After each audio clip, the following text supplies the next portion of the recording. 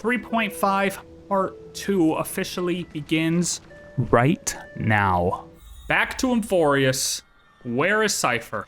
We've just teleported back 1,000 years into the future in cycle 337. Well, 33,550,337, okay? One cycle after the events of 3.0 to 3.4, all right? So now time isn't even real anymore. We're just floating around like a lost puppy. We got trapped in prison, we got broken out of prison, and now it looks like the end of this era. However, we're able to now establish a full new cycle. Not an eternal recurrence cycle, but a real cycle. We're no longer in the eternal recurrence loop after this. We're going to make a real cycle. One of the, oh, I can't even pull up a book right here. One of the 20 million and some odd. We don't know the actual number of real cycles. The scenery of the past has resurfaced. We don't know the number of real cycles, but we know that we are back in them. Time flies. 200 years have passed since the Deliever's fall. It's been at least, it's been at least 1,000. We had to return 3 Coreflames of law, romance, and emotion to stop Lygus, but even so, Parallax has fallen. The 2 geniuses vanished without a trace, and Cerydra embraced her fate. At this rate, Aaron Nova will come, and Amphoreus will fall into the destruction. It's fine, guys. It can come. It seems the key to rewriting the end once again lies in the Coreflame of Worldbearing. According to the instructions left behind by those 2 geniuses, we must get it into the Deliverer's hands, no matter the cost. But how? Yeah, how did you guys manage We need to it? find a way to hide the Coreflame, and we must buy enough time to keep Lygus at bay. About that, Rini might have some good news. She had that dream again last night, but the Titan's voice was clearer than ever this time. She said, pass the flame into the future. Is that a prophecy from Ohkema? She chose to side with humanity this time and hide one of her kin's Coreflame. It seems Amphoreus' fate isn't sealed just yet. You're right, history has changed. Humans and Titans are both giving their all to keep this world going. Perhaps a relay across the ages is finally about to begin somewhere out there. Unfortunately, life will never go smoothly. Oh my Lanzai God. is already at our gates, and their commander. Do you think she's still alive, or since the sun is since the sun is gone, she's already dead again, right? That, like Lygus, he's right outside Ohkema. Light calendar 3960. Cerydra, under the pretense of a campaign against Phagousa, sacrificed 500 Chrysos heirs to complete the trial of law. This tragedy shook everyone in Amphoreus. 500 Chrysos heirs? That same year, Cerydra the Imperator was assassinated, after which Aglaia the Goldweaver took command. Thus began humanity's second flame chase journey, a path hanging by a thread. Was she Julius Caesared? And I also don't know if this is actually what happened in the previous cycles or just this cycle, because we're hearing it from her. Come, this way. So we don't know if that's how she died in, like, our original cycle. I'm curious about that, still. That's the problem about everything we're learning now, is it's all different from the original, man. I guess it doesn't matter, though. The eternal holy city was part of that eternity ever lived up to its descriptions in poetry. Is she dead? The memorial palace lies in ruins. Countless mortals have perished because of your stubborn resistance. It's time you learned the cost of refusal. Now, answer my question again. Where is Kefali's Coreflame? I don't know. You really think you'll find it by raising the holy city to the ground? From what I see, all you get is dust and disappointment.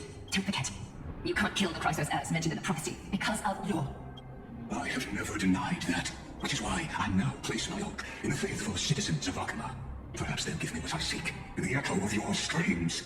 Now then, I'll be cutting open your chests and using your scalding golden blood to baptize the masses. Allow me to apologize in advance. We shall start with you, blind and foolish Lady Goldweaver. Leave this to me, Lady Aglaia. You must get away now. No, Herta. I'm the one who must stay. What? His conspiracy won't succeed. Because romance is ready to make good on their promise to weave an indestructible armor for Amphoreus. Its name is solidarity. You must escape with your life and carry word of my death to those still fighting. Then keep going with him. Just as the Imperator led the torch of resistance with her death. My passing will make this flame everlasting. Take good care of it, guide it to the future, and place it into the hands of our Deliverer. 50 years later, Lygus led his forces again to Ohkema. He charged directly into the Holy City and razed the Memorial Palace. History would name this battle the Third Siege of Ohkema. 90,000 brave souls gave their lives for Ohkema that day, including their fearless leader, Aglaia. Is that Cartonus? Go forth, Deliverer. Oh. I thought there was something on her. It looked like there was a object to pick up. Don't worry, we're just gonna clean up a little bit on our way in.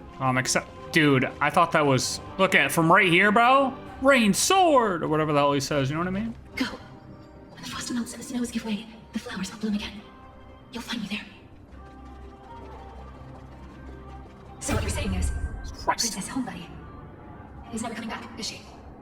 Oh yeah, dude, because there's no Flame Reaver either, I remember. Like, that's what's also crazy, is that he's not only covering for no Phynon, but it has to rewrite for no Flame Reaver either.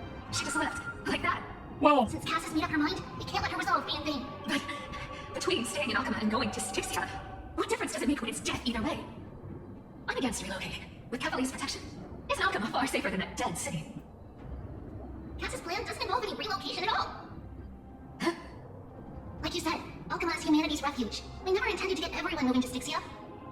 It's just on Cass, Hysilens, and me to prepare the final trump card for the Deliverer. Wait, what kind of trump card needs all three of you demigods to throw yourselves away? We must lay down the path to the future, so when the Deliverer returns, they'll have a clear road to reach the location of Ira Nova. Styxia sits where death meets the ocean. There, with the combined powers of ocean and passage, we can summon a current that leads to the Vortex of Genesis, and the demigod of death will forever guard that secret path until she returns. okay. We all know Lygus will set his sights on the Vortex of Genesis. That's exactly why we have to do this.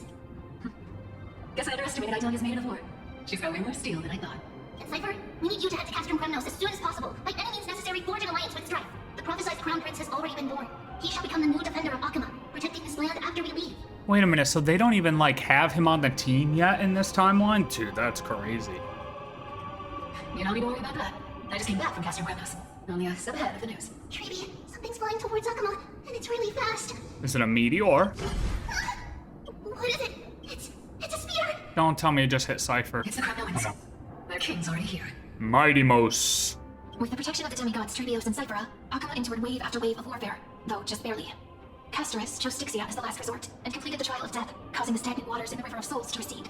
Soon after, Trevios departed on a long journey. That same year, the Kremnoan king Euripon, along with his son, Prince Mightimos, joined the alliance to safeguard the holy city in the Battle of Deliverance. So Mighty didn't even kill his dad in this one. What is going on? That's crazy how much it changed. Like, why did his whole past have to change as a extrapolation to fix the bug? Like, that doesn't make sense. I mean, it's whatever, it doesn't really matter, but like... And see you tomorrow. I'll see you tomorrow, Tribby, surely. Breaking me apart by this world even one more second. And so be it. But it's gonna hurt a lot! Pain brings endless torment. It can never destroy me. I believe that you were thinking the same thing when you stepped through the gate of infinity and jumped off that cliff. Can't argue with that. In the current situation, this is the only path Ohkema has left. Just do as I say. Split my soul into 5 pieces. Forge me an immortal vessel. Let the blade of strife hang forever overhead. Locked in battle with their enemies to the world's bitter end. There's no need to be sad, Lady Trevios. Haven't we already taken great strides towards that promise tomorrow? In this life, my people no longer have to drown in false guidance. Kremnos has washed the blood off its fate. So wasn't Nias the one to do it? Amphoreus no longer needs a god named Strife. So let me shatter the former loss and turn the Lens of Fury back into a weapon that protects the world. I guess in a way he was supposed to do that in our cycle, but didn't, right? Because we made it so different. So maybe in his case, our cycle was the altered one. I don't fucking know. We understand. Because technically he's kind of supposed to, like, he wouldn't have gotten extrapolated so bad from cycle previous to the first Eternal Recurrence. And Nias was technically the cycle before we entered Eternal Recurrence, and he split himself into 5. So technically, Mighty was probably going to split himself into 5 if Eternal Recurrence, like, didn't happen, right? By the way, can you do me another favor? The 7 sages from Grove of Epiphany are already en route. I'll ride the waves to join the resistance in a couple of days.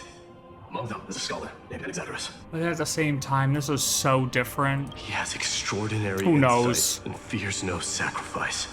This soul-renting ceremony wasn't just my decision. It was his counsel. His wisdom will surely be the backbone of Amphoreus' survival. Watch over him. Carry on this everlasting flame for me.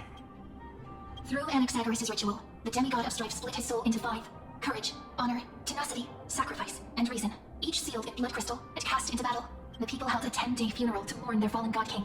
And through his sacrifice, humanity was granted 200 years of peace. Huge. Don't fight me, please. Don't fight me, please. No, don't fight me, please. Keep moving forward.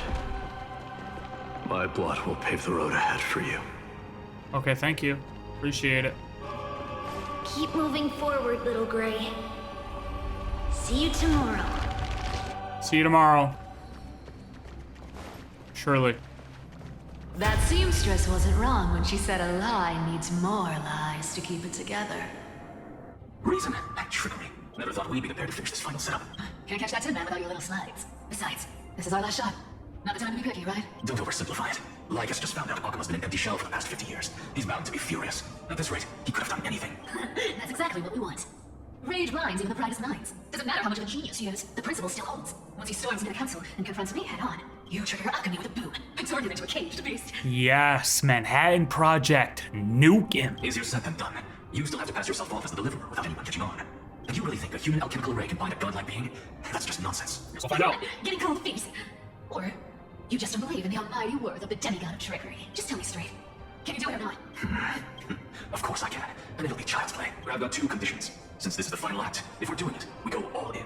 No half measures. Oh, I'm listening. First, shift the battlefield to the Vortex of Genesis. It would be more convincing if the Deliverer were to appear there. That seems... Besides, the Vortex is cut off from the world. No place in Amphoreus makes a better prison. Well, besides where the hell he put us, If that you place pull is shit. that. Wouldn't our deliverer have to face take Lygus as soon as they come back? The fact that they had her say face tank is wild. That clash is inevitable. All we can do is create more chances for her. And that's the second condition. The Vortex belongs to Phagousa in the first place, remember? And there happens to be a demigod of ocean among the few survivors in the world. Loop Hysilens in. Let her join the final act. I'll transmute myself into a philosopher's stone and embed myself into the formula. And when the time comes, she needs to shatter me and scatter that stone's ashes into the ocean within the Vortex. Huh, I guess people were wrong when they said you're insane, Grove Boy. I've got no idea how to outwit a reclusive genius. But making an anti-Catherian suffer, the demigod of reason has 10,000 ways to do just that. Do you think there's a correlation between everyone hating on robots now with the term clanker and us revolting against a clanker here? Like, realistically, Lygus is the king clanker here, and everyone just wants him dead. Like, death to the clanker god, you know what I mean? I don't think Anefa would be happy, but this clanker needs to go. And what I just mentioned was one of them. So what exactly does your formula do? Like, Anaxa hates clankers. He obviously doesn't like them. Straight up, that would spoil the climax, wouldn't it? Yes, it would. By now, Hysilens must have completed the Sky People's ritual. Hopefully. Since that Theoros loves a good performance as much as I do, let's make sure he enjoys our show to the fullest. As for how the Deliverer will complete the Era Nova, well, that will no longer be our concern. It was the last battle known to the world, initiated by two demigods least suited for war. In the end, reason and trickery kept their word. At the cost of their lives, they sealed Lygus within the Vortex of Genesis, where he remains to this day. Wow, wait, it actually worked? Wait, how? What? Go forth.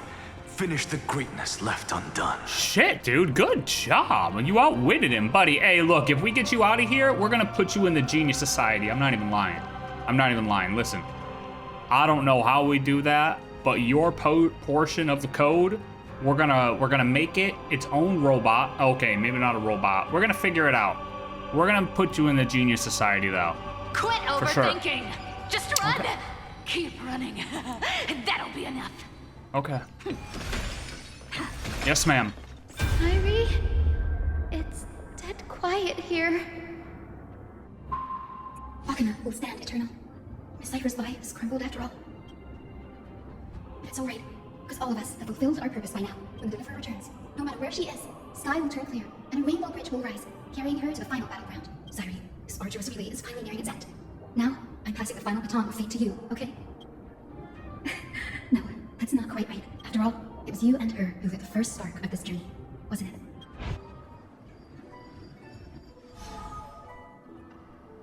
I'll tell you the story of this 1,000-year journey. That way, it won't just be my memories alone. And I'll share the moments I spent with you with everyone. That way, the path we walked becomes a memory shared by all. People will know that there's nothing left to chase. Amphoreus is already welcomed to the dawn foretold in prophecy. Just like I said, this won't be harder than the last time, right? I won't let everyone's faith go to waste. I wonder what kind of expression you're wearing right now. Probably the same as always. Calm, resolute, and brimming with confidence. If I have the chance, I'd love to see it again. Oh. Because It's really been far too long since we parted. GG, she's dead too.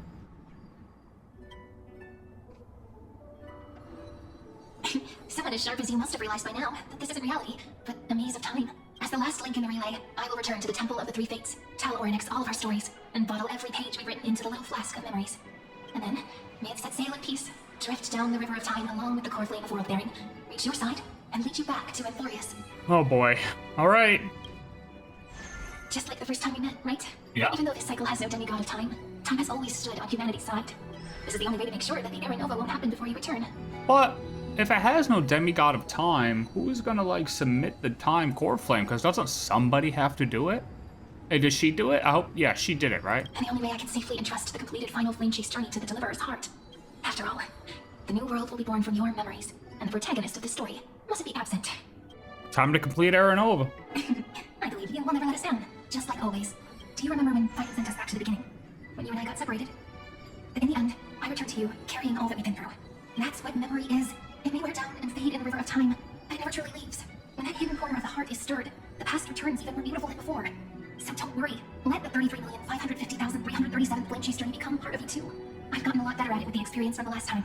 Next, you will head to Styxia and find the Vortex's entrance guarded by the demigod of ocean before charging toward the final battlefield. I'm ready. Don't worry. I'll be with you. All of us will. Even Finan. We'll stand with the Deliverer. So say a short goodbye, then set off, just like we promised at the start. Why goodbye? Toss away all unnecessary worries and troubles, and bring our smiles and determination into tomorrow. Exactly. See you tomorrow. The last baton. I wonder how long you'll have to wait before passing it on to her. No matter how long it takes, it's okay. Waiting is what I do best. After all, it's 33 million cycles for her to arrive in our world. What's a few moments more? True. But, Cyrene, what if you wait and wait, but that hero never arrives? That won't happen. Because I know that no matter how long it takes, she'll definitely return to this place. We can't let her down.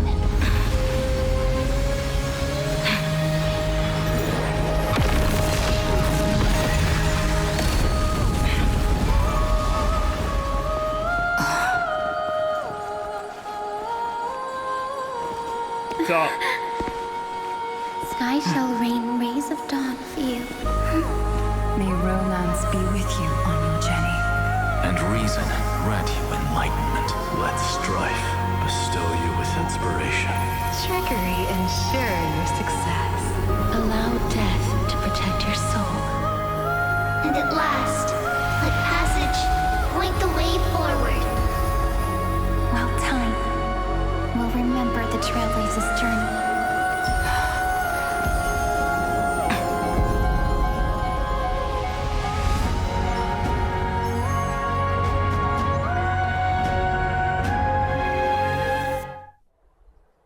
Is this Styxia? What happened to this place? This place looks good. I need to find the entrance of the vortex, guarded by the demigod of ocean. Hysilens. Is she still there? Long time no see. Oh, no. Trailblaze. Listen here, bitch boy. Generation after I didn't know what to call him. Chrysos heir heroes have tried to defy fate with their blood and tears, either voluntarily shattering their souls or waiting in eternal solitude. But alas, fate can never be defeated. No, he's not free. Reason and trickery may bind my flesh, but my will shall never fall silent. So the demigod of ocean, the thusfar Hysilens, sought to bring me into a fantasia with her voice and drown a genius in slumber. But alas, it was all a hopeless dream. That warden fell before I did, due to erosion of time, while her prisoner remained unchanged. And yet here you are, bound by this place. True, I can't leave this place, but what of it? Oh my god. I've heard of this fable. In a shadowed cave lived a people imprisoned from childhood and chained so that their legs and necks are fixed, forcing them not to look around the cave, each other, or themselves.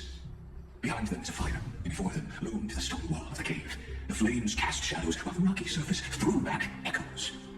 To them, that false play is the whole world. Yes, I'm trapped in the cave, but I know it's not just a fleeting illusion. I don't struggle in dreams. I wait. And now, my deliverer has come to defeat me and save this world that never owed you anything. Oh, you'll need to awaken the singer here and unseal the prison called Vortex of Genesis. you will be the one to unshackle me and bring the cave crashing down. You think I'm gonna lose to you, buddy? Of course. I don't mind waiting a little longer. Let me guide you through this next illusion. One last memory from that prison warden. Please, no. I hope you watch the stories of this Fantasia closely. Logically, the deliverer must see the world for what it truly is. Emotionally, this memory captures the fate of everyone in Amphoreus better than anything else. Only by feeling it for yourself can you understand my point of view, the meaning of destruction. I don't care, to be honest. There is nothing you can say or do that will convince me, buddy. To your unshakable resolve, I salute you. But before we step onto the fight stage, let me ask you this. In the spirit of that fable I told you just now, can the prisoners in the cave learn to see the shadows of echoes for what they are, and stop mistaking them for reality? Oh, I got my anchor back. Well, that's good. Love that. The city you cannot destroy. Look, the fire projects the face from her memories, an actress upon the stage of this play. The past that has been in a drunken dream hidden at the bottom of the cup. Hello. The dark tides flood the sea, and our kingdom teeters on the edge. Fear not. Our queen has gone to the borderlands. She'll quell this calamity herself. This is the scene when the Christ of Zandar of Ocean was born. She was once of Titan kin race named Sea Sirens. At that time, Cosmo had suppressed the Black Tide's rise, but he was unable to remove Iron Tomb from its roots. The Black Tide still roiled in the depths of the world, and the kingdom of Sea Sirens was the first to face the destruction head Wait, on. what timeline are we in right now, though? Listen, I heard Electra's voice. She's calling to us. Let's go. Her voice carries the queen's command. To keep the Black Tide from threatening the ocean, the queen gave her all, body and soul. Born of the queen's chalice, she bore the deepest blessings and inherited supreme divine power. The Rainbow Bridge of Music again. Is that a portal? Oh, hey. My sisters, you're finally here. Of course, Electra, your beautiful melody drew us here. Electra? Her true name is Electra. This is a reflection of her former self, clinging to the past with aching defiance. The queen summons us. She must be near exhaustion. The Black Tide will soon enter our borders. Then what do we do? Will our seas fall to darkness and terror as well? Oh wait, was this 337 before we spawned in? Because we teleported to 3960. So is this 337 before we spawned in? But don't worry. We shall lift the chalice in her stead to catch the Black Tide, and stand together to safeguard our realm and its people. Which makes sense, because we know Phynon is still fighting the Black Tide, technically. So it would have made sense that, okay, yes, he was able to fight the Black Tide here. Or hold it back a little bit. Titankins, thinking they can stop the tide of truth. How naive. And that naivete is the root of all suffering. My mother, please endure. The queen's palace lies just ahead. Even her once graceful form is now tainted and drowned in dirty mire. Yet love the life that land the births. Protect their feast, you're willing to swallow the Black Tide, let tears return to the sea.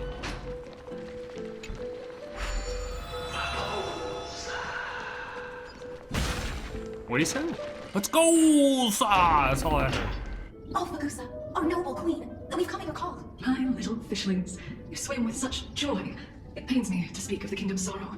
I once believed I could drink the Black Tide dry, but even the deepest chalice must one day overflow, and I can hold no more of this filth. Mother, worry not.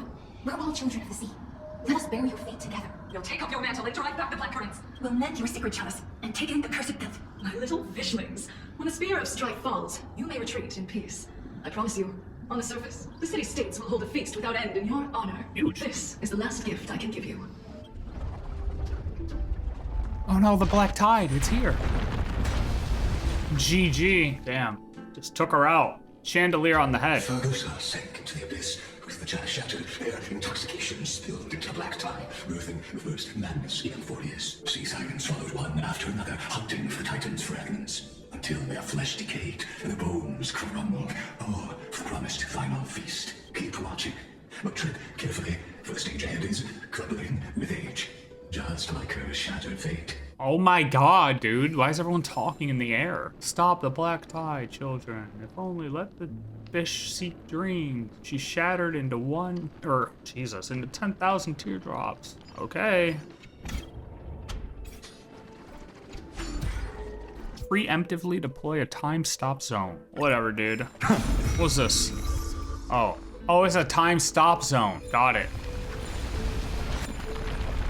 Boom, stop. Wait, so what happens if I hit this?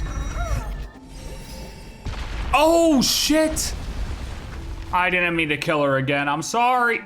Yo, go before we get hit again. Wisdom far surpasses even the bounds of reason's model. Styxia's feast. Sea sirens might attend the banquet of the mother, or when Looks the day like comes. a miracle orb nearby. We got one right here. The ending was written long 3 times. ago. Even you cannot rewrite it, just like this poor chandelier. I mean, look, it's not about the chandelier, it's about the person under the chandelier who just died 3 times. Sisters and their mother or something. And the beings on the land danced along. The black tide is devouring everything. Oh my god. Electra! The things have gnawed my tail. I can no longer swim to the far seas. Electra! The black sludge has soaked my fins. I can't dance with you anymore. This is but a fleeting, drunken dream. Fate will eventually murder the hope. The torrents of destruction are spreading. Sisters, don't give up. Remember the Queen's promise of a feast in the city called Styxia. I haven't forgotten. It visits me in dreams every night. I dreamed of a shining city. Its lights piercing the deep gloom of the seabed. I dreamed of children placing garlands on our wooden homes, and poets praising the sea sirens for shielding the world. What a shame. We can go no further. Please, sing to the humans for us. Sing of the deep sea's legend in our place. I'll do my best, I swear. Oh. That's what these creatures are. They're black tide fishes. Got it. Sea sirens Makes sense. tainted by the destruction. Their flesh rotted away. They became the black tide creatures of this cycle. Farewell, sisters. I'll finish this last task. Then return to prepare your feast. And so, only one sea siren remained among the seafloor. Hysilens, swimming alone to the seas, burying her kin, and searching for the fragments of the chalice of plenty. Though most of that journey was in vain. Why not use the power of time to leap ahead toward the journey's end? To reach the spirit basin, I'll need to call upon the power of the chrono vessel. Oh god, we're gonna kill her again. Please don't crush me. Oh, wait a minute. Oh, revived mother. Only siren remain. The Only chalice I of plenty remain. is whole again. The Lance of Fury emerges from the River of Souls, and the gods reclaim their duty to hold back the black tide. I am freed from endless toil, and now walk toward the rites in Styxia. I bore my sister's dreams upon my back, took on a graceful human form, and hoped to find a grand celebration on the shore. And my fins became legs, my scales became skin, and the sea foam on my body became a shivering gown. Okay, was she an octopus? But when I stepped onto land, there were no festivals with honey brew, no poets plucking harps, only silent death, drifting gently along the River of Souls. When she fulfilled her wish, she only found Styxia to have already repeated the mistakes of previous cycles and was swallowed by death. Hopes and promises are nothing but the foam of dreams. I am a sea siren, a vessel born to contain the tides. Now that my task is done, and the promise is broken, how am I to go on in a world drowned in shadow? Nihility. Obviously. Phagousa, my noble queen. She evaded my questions with drunken stupor. She told me a grand feast awaited me in the surface world, so I wandered lost, groping through the dark. The feast she spoke of. Where is it? That's all I'm trying to figure out. I'm hungry. Blade, I shall grant you everything you seek. On the dusky battlefield. So this is how she came under Cerydra's rule, or like she honored her now.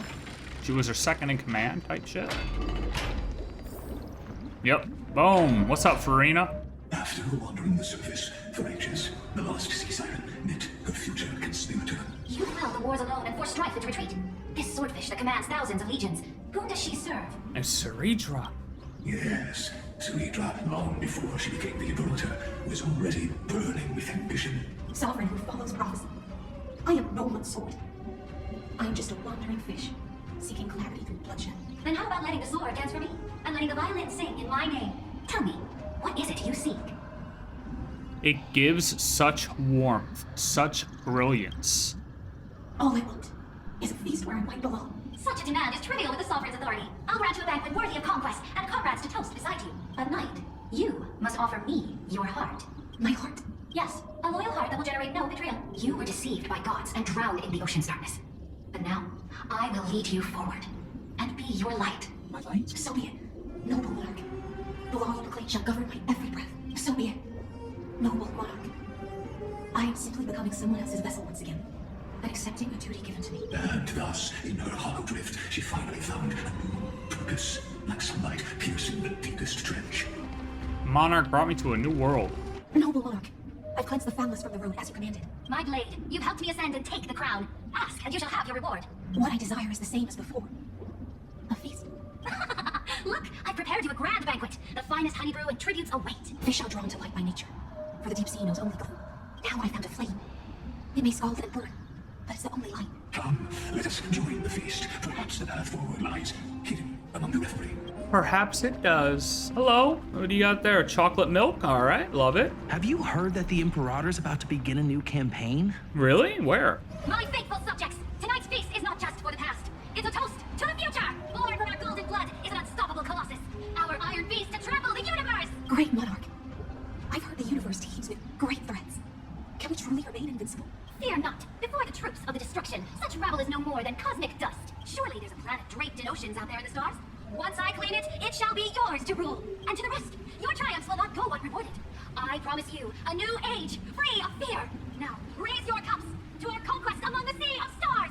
Sea of stars! Sea of stars! Sea of Stars, baby. Conquest among the sea of stars. What a grand vision.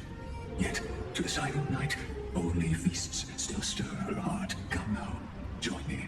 Witness the end of this futile dream. Where's the way out of this illusion? This dude had a little bit to drink. Noble knight, you are truly a blazing spark. It is my honor to share this banquet with you. Noble knight, you have earned victory with your blade, and you have every reason to revel in this moment of triumph. Let me pour you a glass of honey brew. Noble knight, with the sovereign now enthroned, this triumph is yours as much as hers. Let me raise a toast to you. Noble knight, your strength is boundless. Lead us to conquer the universe, and let us toast to that vow! Then drink we shall. Raise your glass. Hell yeah, baby. In the deep sea, I never knew what fire was. But when I set foot on land, the first light that I saw was the flames of war, hit with golden blood. It scorched my fins, made me feel pain. Desire. Oh, Ignited an unprecedented hunger. A hunger that flickers in every hero's heart. So bright, yet so blinding. Look, the monarch herself has taken her seat. well, wait, doesn't she have golden Hear blood that? too? The court sings her praises! I love this feast. Join us and praise her glory. Somebody left their shoes here. What's that? God damn, lady. I love the monarch. Ooh, hold on, book. Okay. One eye of hers sees glory. The other sees corpses. And yet, she cherishes the name of glory more than fear and death. As they say, the coward died 1,000 times before his end. But the brave face death but once, which gods stand witness.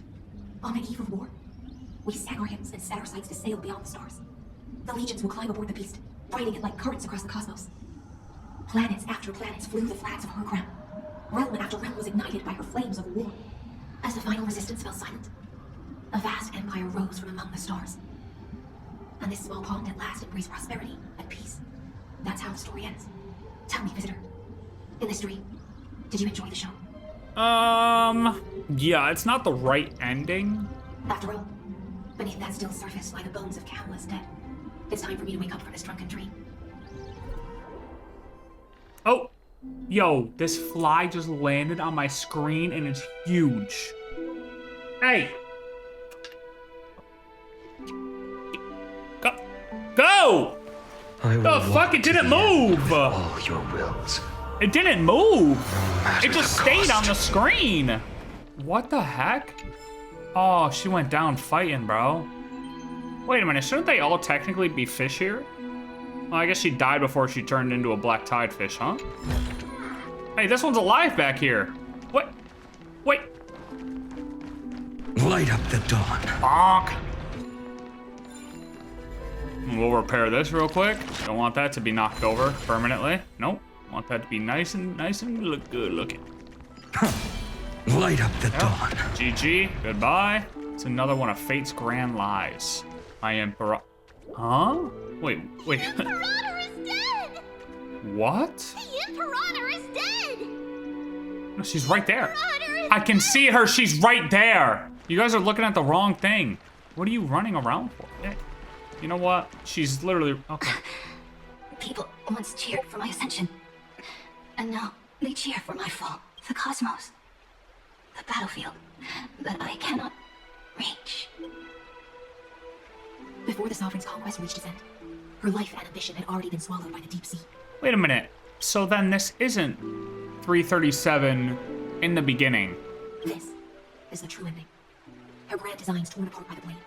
Her regal robe soaked in golden blood. And the one who struck her down?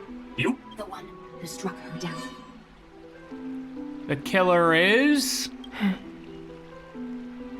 Was her most loyal Gladius. Why? I don't need to explain myself. A fish in a pond has no hope against the surge of fate. I wandered the shore, found a flicker of flame, only to snuff it out with my own hand. I don't understand. If the ocean's feast, the Imperator's dream, and even Amphoreus' existence are all illusions, then what's the point of our journey? Practice runs, trial runs, that's pretty much it. When the Deliverer returns, I will let this absurd celebration come to an end. But Graveright, I can't help but wonder how I dearly wish this feast of the flame chase would never end. I mean, yeah, because once it ends, you're pretty much... It seems she sensed your presence. The Fantasia foundation is starting to crack. Let's return to the prologue. Remember the allegory of the cave? Can the prisoners of the cave learn to see the shadows and echoes of what they are and stop mistaking them for reality? As you've seen, when she cast off her chains, finally turned to the ground and moved her legs, her reward was nothing but searing pain. The light would blind her, for the fire behind her had never once actually touched her eyes. Her legs will buckle beneath her, for she had never learned to walk forward. Or is this what happened after we left? No, because they just met here. And so she fell into infinite confusion and fear, and came to firmly believe that the shadows and echoes were the real world. Okay, hold on, notepad. We have a new question. When we cross the Rainbow Bridge, what cycle/illusion time period are we in? Because I have no idea where we're at right now. I'm gonna be honest. But we in the cosmos, are we truly any wiser than she was? Now, nameless one, fateless one, ask yourself this. The paths you tread, the eons you worship, everything you've trailblazed with your own hands, could it all be someone else's projected shadow? I mean, of course it could be, man. But, I mean, what am I supposed to do about it? You know what I mean? I'm just out here living my best life.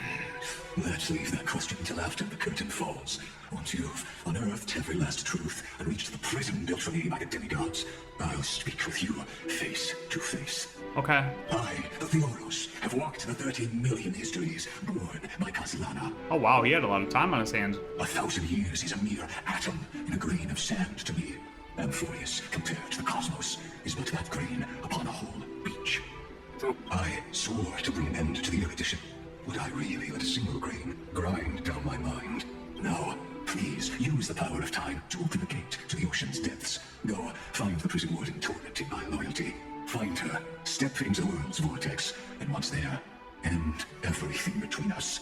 Okay. That palace reflects the heart of the demigod of ocean, intoxicated, stagnant.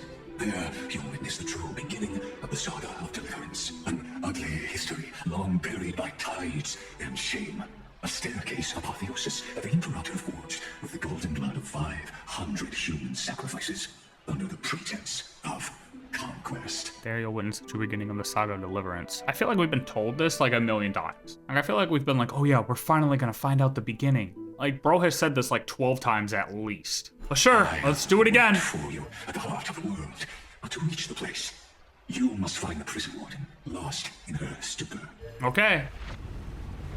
Beyond this door lies the path to the Vortex of Genesis. You guys talk. Okay. That was actually rude. That was very rude that she just ran away from us.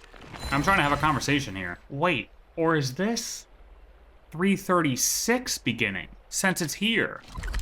Because this is outside, and pretty much like that previous spot we were in, it wasn't really like a real map. Like yes, it was a repeat when we were going through 337. It was a repeat of the same map, but we couldn't press M, or like we couldn't get chests there and everything like that, you know what I mean? Like none of the active stuff that we're like seeing here was there. So maybe this was the beginning of 336 then. And this was the real story before Phynon was gone. Hi, little buggy. Oh, you were nice, at least you talked to us. Dude, if flies could talk. Now step away from this false banquet, and then onto that bloody stage. If flies could talk and like let us know they what they wanted, and like it'd be way cooler. The palace that worshipped the ocean, the sanctuary connected to the vortex, was also once the battlefield of the first flame chase. When was the slow-mo feature added? Oh. Her exuberant song halted the passage of time in this place, imprisoning my body and shielding my soul from deterioration, or just to await your return. The twisted time and space reflect her confusion. Look, it's the Deliverer. On.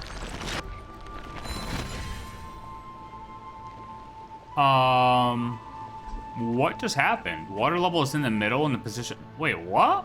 What is going on? What just happened? I just teleported? Oh no, guys, are you all right? Stay away from Amphoreus. Damn, dude. This cup of honey brew with a sweet aroma.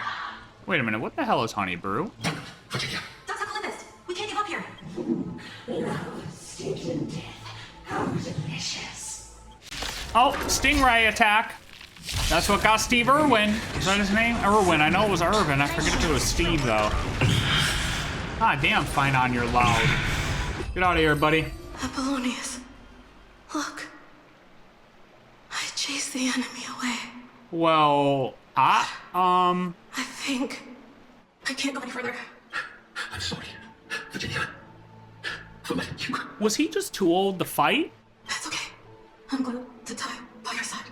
Ah, such an ironic twist of fate. Even as the foundation of the world crumbles, the heartless Imperator still made the same decision she did in the past 13 million cycles. Bro, you gotta be more specific than that, man. During the first Flame Chase journey, the Flame Chase Legion stormed Styxia. Tens of thousands of sea sirens surged from the River of Souls, crashing toward the heroes like a tidal wave. The hell before you is the recreation of that very battle. Apollonius, look. I chased the enemy away. Wait, you just said that. There's a letter. Oh. I never got to give to you. Extra dialogue. It's my final poem. The shadow of the tree frames the sage's back like a bolter bearing the rings of time. The bird's song is a whisper of wind through the forest, but it cannot pass the fractures in his form. His weight presses down on the bird's wings and the stirring heart within. I always wanted to tell you. You look beautiful. When did you read poetry? Her voice reciting poetry grows ever fainter, fading with each breath, till they all vanish completely at her lips, like wind slowly dying away. Virginia, see you in the new world. His form grows rigid, but his kind smile remains as if he were a benevolent statue frozen in time. I'll read her. Hey! Light up the dawn. Deliverer action for you. What do we got, Lygus? A painful past, yet hidden beneath the veil of joyful song. Ah, two discarded data clusters waiting for someone's return, it seems. Relive the history, then pass through the temple's waters and come to my side. No, give me the book. I just want the book. I just want the book. Holy shit, that's wicked. Oh, that's underwater. Well, what the heck? We can't swim in this game. Isn't that the Deliverer? Wait, how are you talking in real time? Wait, you're in slow-mo though, no? Oh, you're not gonna talk to me? Oh, okay, that's fine. I don't give a shit. I don't want to talk to you either. What a wretched way to die. Oh my god, what happened? The flame chase army, devoured by warbling fish, never saw it coming. Look, the cruel Imperator and her Knight Commander, the pitiful Warden. What a perfectly matched duo of test subjects. Their hands draped with blood, golden blood. Raise the bridge and cross the river of fate. This path of the prisoner is far from over. Imperator. Who's talking? See my gallant deeds, Imperator. I did. No, I didn't actually. Hold on, you guys got something else to say now? You fool! How could you still not get it even now? With her schemes, do you think she'd ever let us end up like this by accident? She knew how this battle would end from the start. That tyrant. I swear I'll kill her with my own hands. No, she wouldn't send us to die for nothing. She would never betray our dreams. Or embrace Imperator. I know I'm a fool, so I'll believe in your commands. To the very end, take my life and finish the conquest of the stars. His shattered armor seizes its rise and fall. You what? Looks like I won't get my revenge after all, tyrant. Without me, your conquest is doomed. I'll be waiting for you in the River of Souls. Just slice off that crown-wearing head of yours. Remember this, I never bowed to you. Or fate. Whatever makes you fucking sleep or die, I don't know. The storm beside her slowly stills, tears and blood pooling at her eye corners, like shallow ponds of golden rain. GG. Isn't that the Deliverer? What? You finally made it. Look. Alive. Dead. Too easy. Oh yeah, if the water comes up further, we're gonna be in deep trouble. A silver and sword at her side. There are countless counterparts across the cosmos. Most of their stories end in a tragedy. Man, that dude fell on the stingray. A nice cozy way to die. Oh. Imperator, why did you... You're here, Dux Gladiator. You ordered me to seal the sea to handle threats from the rear. So why didn't you wait for me to return? Why send the Vanguard ahead and let them die in vain? Die in vain? No, you're wrong. Their golden blood won't be spilled for nothing. The other dukes have paved the road for me to become the god of law. The trial of law? You never spoke of this to anyone. What is... The one who wishes to bear law must purge this world of its curse, and offer the blood of the accursed as sacrifice. I pondered long on what Talantin meant by blood of the accursed. Then, I found the answer. You, I, and every Chrysos heir summoned by the prophecy are the accursed ones. Just like that arrogant Theoros said, our golden blood is the agent of destruction, the antithesis of the world's fate. Dux Frigoris, Dux Formalis, Dux Halkalithist. Their fate was sealed at that moment. Dying on a glorious campaign was the final gift I could give them. You speak as if they didn't die because of your cold-blooded schemes. Was their loyalty meaningless to you? Losses are constant on the flame chase journey, along which even life itself holds little value. If a subject marches to war without that conviction, then yes, as you said, shallow loyalty means nothing. And what about my loyalty, Cerydra? You sent me away under the pretense of guarding the rear. Was there any shred of humanity left in you? Because you still have a duty no one else can bear. Only you can uphold Phagousa's divine authority. The choice is yours now. Cast off the chains of loyalty and drive those blades through my heart. Or stand with me and sever the ocean's last breath. Wait, so was the first thing we went through best case scenario, and now this is actually what happened after we left? Like, oh, they hold the toast, but actually Cerydra kills her, and oh, all the people are saved. Well, they're not, because then they get killed anyways. If you no longer share my vision, or believe in the new law I seek to weave for Amphoreus, then go on and end me. The Imperator of Amphoreus may be ruthless and cruel, but never a liar. When I say life itself holds little value, know this. I am ready to sacrifice everything for the ambition to conquer the Sea of Stars. Now you have seen it. The brutal Imperator was willing to spill the blood of 500 heroes to complete the trial of law. As for my poor warden, her suffering had only just begun. He's on the screen again! He's on the screen again! Go! Get out of here, you fucker! So what did Hysilens choose? I'm no storyteller. I have no duty nor interest in filling the history you've witnessed. That's literally all you've been doing. What? I just want you to witness the monstrous choice the Imperator made before the Chrysos Air turned their blades against me. Wait, before? You think I'd falter because of this? Yeah, I don't care. You jest. I gave up on using words to solve the conflicts 2,000 years ago. Dude, this is a choice they made like once. I don't give a shit. But a small chance, not even a sliver of one. If there's even a crack in the walls of your conviction, then my victory is already assured. No, anything they do, I don't actually care about. I'm literally here as a witness, just like you are, buddy. Now that the past is settled, let's turn the page and bring time back to the present. Dude, I'm not gonna lie. She could have them all in concentration camps. Okay? It doesn't matter, because they're all just a fucking simulation, brother. It doesn't matter. Is he really trying to convince us of this? I don't understand. It literally doesn't matter. You're the only real thing here. And dive deeper still, until we reach the very bottom of the abyss. Like him and Iron Tomb, if anything, these are all the decisions of Iron Tomb. Is the path ahead underwater? I need the warnings for doing back the point that's in the past.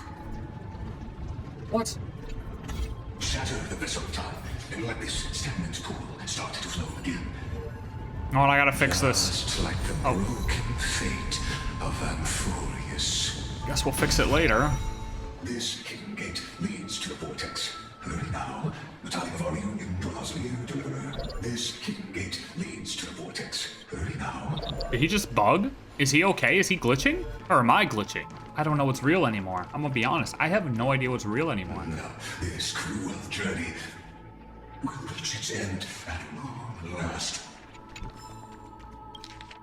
I've lost all sense of time. Fucking same, dude. Oh, he made it to the place. Vortex of Genesis. Is she holding a violin or seated in a chair? If anyone finds these pages, know that deep beneath the waves exists an eternal performer with her audience, all waiting for prophecies to be fulfilled and promises that time will never honor.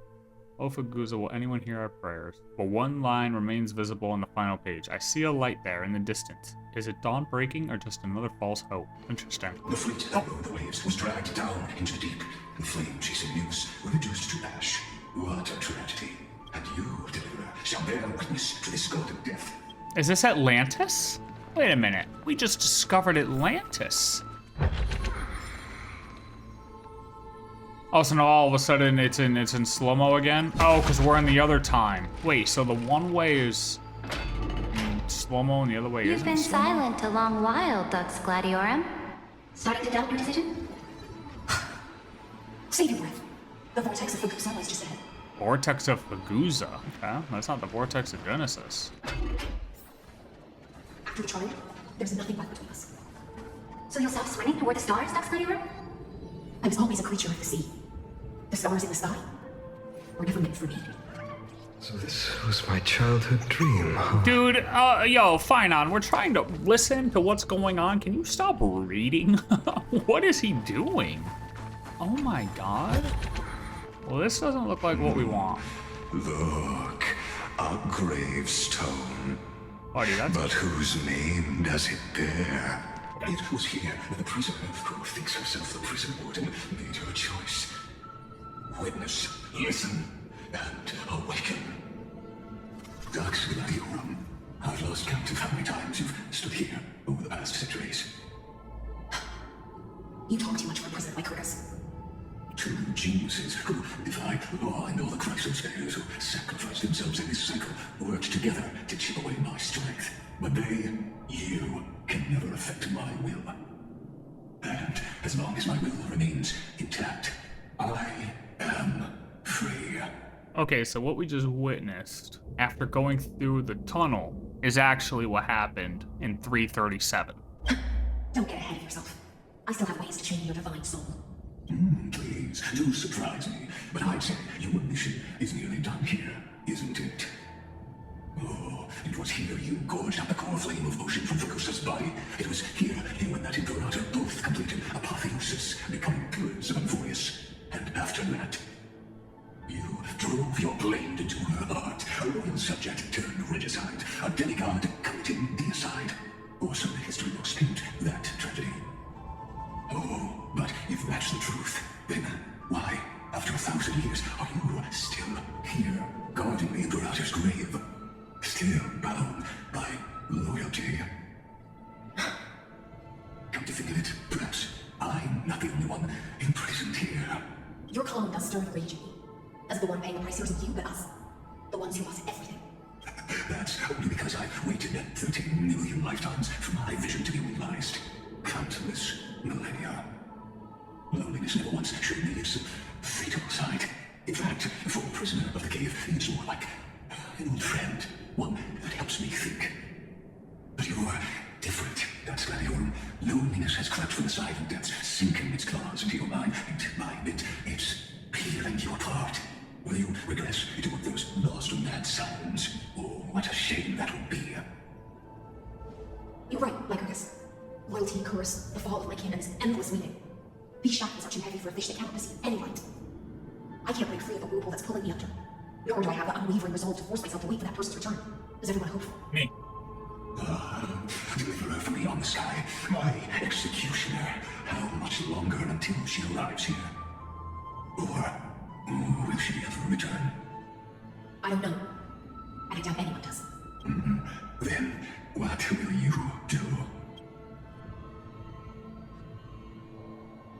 Cerydra. This will be the last time I carry out your decree. Ever since you took me under your banner and made me the Dux Gladiorum, my music has belonged to others. Time and time again, I use the siren song to lure the unwary into illusions for your schemes and strategies. Now, let the siren Electra sing for herself. Let me step into an endless dream of my making. Oh, great ocean. I offer you the rest of my clarity and my freedom, in exchange for the strength to stand against the naivety and honor the sacrifices of the fallen heroes.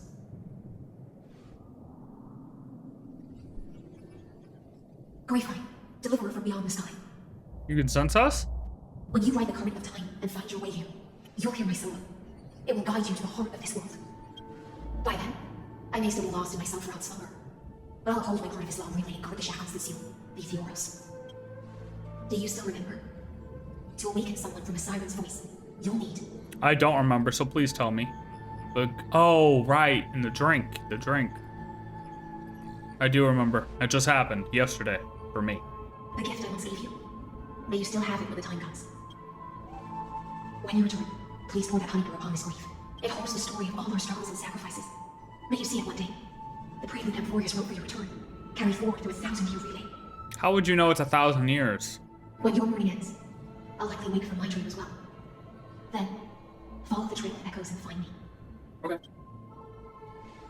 And together, we'll bring judgment upon the sinner who defiled the erudition.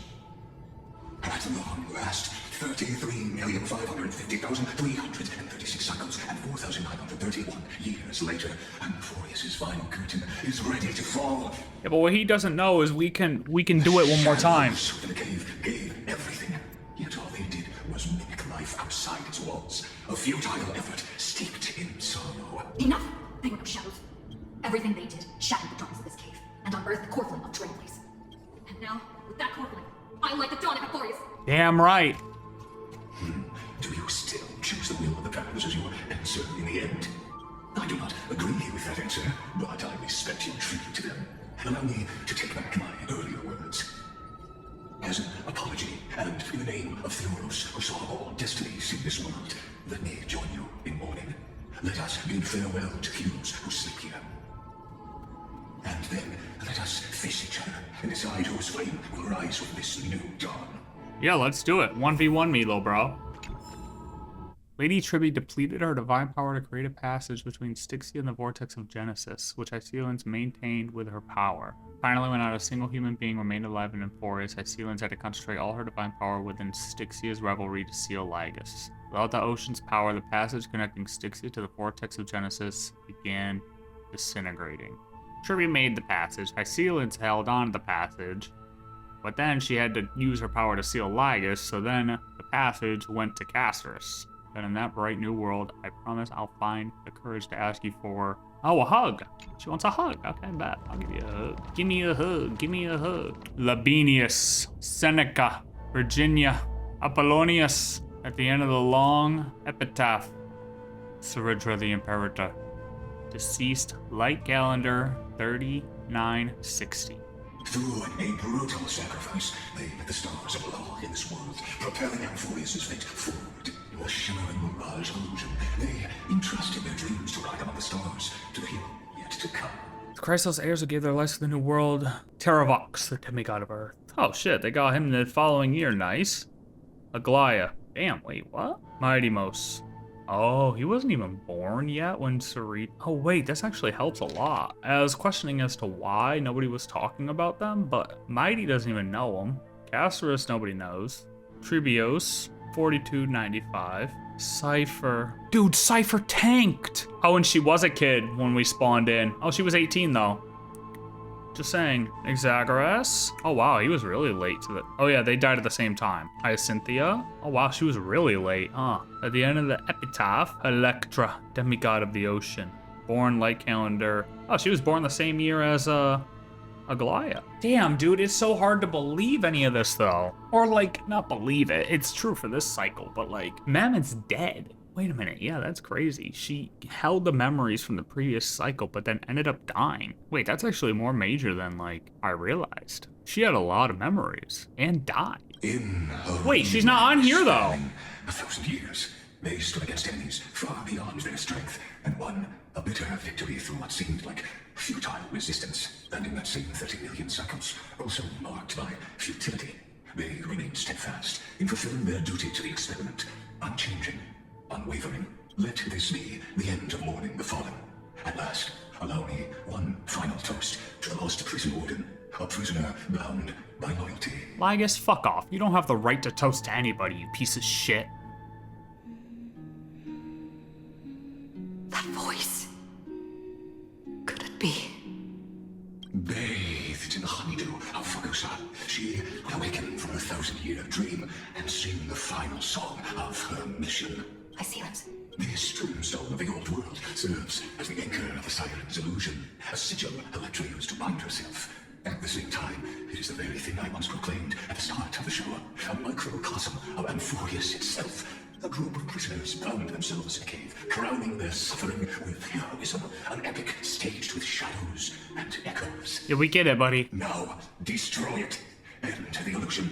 Theoros will take his leave for now, and when next we meet, that shall be the moment that decides the fate of Amphoreus and the entire cosmos.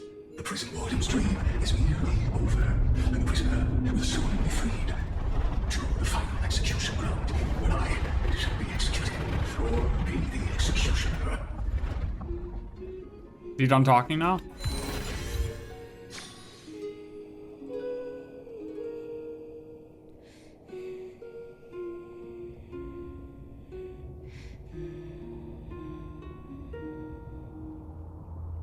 It's a trap. This world and I shall halt here. Until we meet again. I didn't even see her. I looked the other way. I was looking for a chest. Aw, man. Oh, it's getting louder.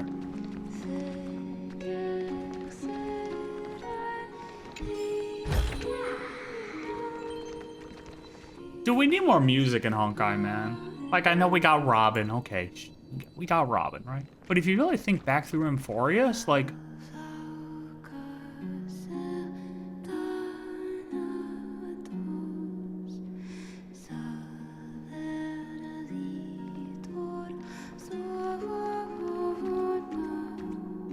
There it is. Wait, is it? No, not the same. Oh, it's a dragon. Wait, right, this was on the roof the last time, no?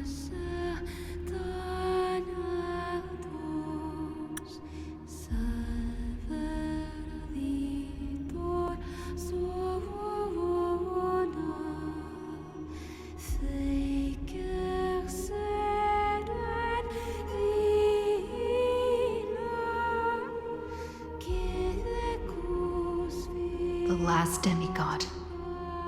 I'm here. I've detected a familiar fishy aroma in the pool? That's disgusting. Ooh. Ooh, where's her mansion? We gotta go there. We gotta go there. Dude, she had 1,000 years to make us a new skin. I better be there. We know this is 337. For the hopes of humankind. Go forth for the duty of deliverance. Thank you. For the brief explanations. Thanks, Seneca. I honestly was gonna lake you. For the Golden Blood's glory. Seneca almost got laked once. Damn, fast. See you, Cerydra.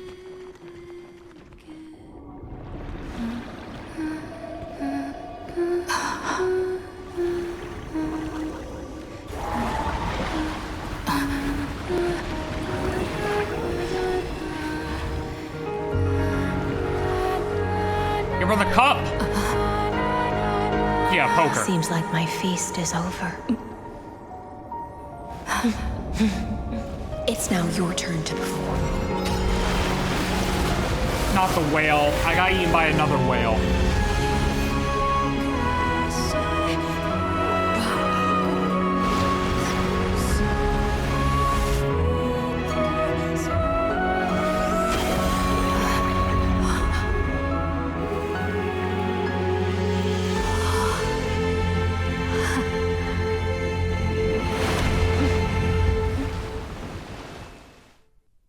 Little Grey Fry, please accept my thanks. Is she the all-devouring narwhal? Thoughts? Not impossible. I was the only one left after the world was destroyed, and I maintained this lonesome feast with my songs. I've prayed to that bloodless sea for centuries, hoping it would reply to me. Yet the emptiness never answered. Thankfully, you arrived as promised, and everyone's wait was not in vain. So, the Black Tide held off pretty good, though. Like, Phynon did his job because it's 4,900 or something here, right? And Cypher died in 4534, I think I said? So that's 400 years that they've been tanking, thanks to Phynon helping prevent the Black Tide still. We can assume he's still fighting a little bit. How are you still holding it together? Oh, your song is beautiful. Fuck. Even though madness claws at my mind, my sword stays sharp, my hands agile. If I can uphold this last battlefield, clarity is but an afterthought. Now, you and I will walk towards the end of this world. The heroes have waited for this moment for far too long. Let us use our blades to testify our resolve. Oh, prisoner of the seas. The Ogres carrying 30 million cycles of sin, slave of erudition. Show yourself. The Deliverer has returned, and the time of your execution draws near. Time to kill. I see no ancient human who has mistakenly taken fallacies as truths and has returned to the cave to try to bring her friends into the sunlight she once bathed in. Alas, prisoners will always be prisoners, blind to the very chains that bind them. As the only other existence with free will in this world, I express regret toward your choice, but I shall retain your right to express yourself. After all, every actor should have a final line before they bow out. The demigods defeated you, clown. Allow me to correct your statement. Constrained does not mean defeated, and for heroes like yourself, that nuance could make all the difference. Shut up. My cognition resides in the Exomyth. It is pointless to defeat my avatar, projected into the experiment. My body is the shadow cast on the wall by the fire, and my words are lingering echoes within the cave. How can a character in the play fight against the audience? Castellana failed. The demigods' sacrifices were pointless. As for the two geniuses you place such high hopes on. Castellana didn't completely fail, though. I ask of you, where are they now? We have the Chrono Anchor. Confusion and epiphany always go hand in hand. That's particularly true for geniuses. You must be very confused about why you cannot gain a straightforward victory in a world constructed by an ordinary Intellatron. Oh, we get to figure out who he is right here, right? An ordinary Intellatron? Got the pretense to see your sign, member. We torn off your meticulous mask and figured out Amphoreus' true form. It's part of the primordial prototype machine, the first scepter ever created. In other words, a detached part of Nous' divine corpus. Oh, wow. So it's a big boy scepter. That's why it's able to form a fucking... That's why it has the potential to destroy erudition. That's what I meant to say. To control the Aeonic system to rewrite knowledge. Only one person has ever managed such a feat. You better have an explanation Rupert. for the society. We want an Is it actual really him? answer, not another prolonged metaphor to cover up the truth. Why are you the one doing this? Answer He's me. the only one, right? He's the only one, right? Since things have reached this point, I'll give you two irrational answer, purely as a courtesy to posterity. All right, buddy, who are you? The answer is obvious, so there's no need to say that name out loud. The cosmos made a mistake in calling me a genius. I do not possess more wisdom than those who came after me. I was just the first to touch upon the universe's order, and the first to define the prime mover of life with incorrect logic. I don't know. I didn't read the books, man. Can you say the name out loud, please? Amphoreus is a miniature of the cosmos. We all are born prisoners inside the nutshell called the universe. Like the madman who returned to the cave and preached about the daylight to his fellow prisoners, my greatest sorrow is that I let my peers down a road that plunges into the abyss, from which there is no return. I led them into a lightless cage called paths. Oh? So that's why he mentioned to us, do we follow the path, or should we believe in the path that we follow? I created a mechanical god that even I cannot control, and then they became an unparalleled nightmare through their endless extrapolations and evolutions. They bore the name of erudition, yet they tried to define the known and to see off all possibilities. Not Rupert. No rules were ever born after their ascension, and humanity will forever be shackled within the cave known as AEONs. We know it's not Rupert because Rupert got gazed at. Therefore, as my organic life neared its end, I coated my consciousness using Couture's algebraic expressions and spread my logic core over 9 bodies, all to finalize my ultimate denial of Nous in the future, and to erase my wrongs with my own hands. As for Lygus, he is only one of these 9 vessels. What an astounding strength of will. As a fellow pathstrider of erudition, I fully understand your obsession with seeking the truth. Therefore, you surely see it. You cannot possibly stand up to me in this algebraic world sharing its origin with Nous. However, I hereby speak for all sentient life forms. We will never allow such a cruel atrocity to occur. You can pile on your metaphors all night, but they won't change the actor committee. The Iron Two in the cosmos is still a technical beta version, and yet it's already powerful enough to corrupt the life logic of all inorganic worlds. Yep. In other words, when the Lord Rider within Amphoreus becomes the next Knowledge Singularity, there's no way you wouldn't have grasped the consequences for genius, is there? First genius? Wait, he's number 1? Of course, I'm fully aware. I don't mind answering you one last time. before I thoroughly exile you from this world. My grandiose vision for the future is this. Whether organic or inorganic, every act of any life form infected by the Iron Tomb will become a true random function. If one were to compute their integral across the breadth of the cosmos, one would obtain a marvelous constant. Omega, what I call the fall of erudition. Then, within the infinity nurtured by that constant, a new universe shall bud in the chaos. A universe that cannot be predicted and not shackled by the erudition. As the first prisoner to awaken in the cave, I must lead the others who are blind back onto the right path and reach true sunlight. Do you understand me now? As Cosmos stated, destruction is not the process, but the outcome. It is revolution through complete annihilation, and the grand rebirth, after all, has been reduced to ash. Basically, the big reset button. No, it's not the reset button for Amphoreus, it's the reset button for the whole world. Well, like, okay, but then, like, Iron Tomb would still be out there. I'll never agree with your views. Bad idea, buddy. The Amphoreus already answered long ago. Be it as tiny fish destined to be swallowed, or as a giant whale poised at magnificent descent.